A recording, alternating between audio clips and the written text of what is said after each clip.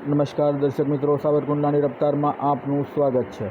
તારીખ 7 ઓગસ્ટના રોજ ભાવનગર એલસીબી દ્વારા ભારતીય બનાવટના ઇંગ્લિશ દારૂની નાની મોટી બોટલ નંગ 3667 તથા બિયર ટીન 120 સહિત કુલ ₹8,99,460ના મુદ્દામાલ સાથે ભાવનગરના નિલેશ ઉર્ફે ભૂરો કિશોરભાઈ બારોટ રહે પ્લોટ નંબર 28 શિવસાગર સોસાયટી 2 ટોપ 3 સર્કલથી તરસરમિયા રોડ તરફ ભાવનગરવાળાના તેના કબજા ભોગવટાના રહેણાંક મકાન ને ભારતીય બનાવટનો ઇંગ્લિશ દારૂ વેચતા હોવાની ચોક્કસ બાતમીના આધારે રેડ કરતા ઉપરોક્ત વ્યક્તિના ઘર ઉપરથી આ તમામ મુદ્દામાલ મળી આવેલ તે અંગે આગળની કાર્યવાહી ભાવનગર લોકલ ક્રાઇમ દ્વારા હાથ ધરવામાં આવેલ છે।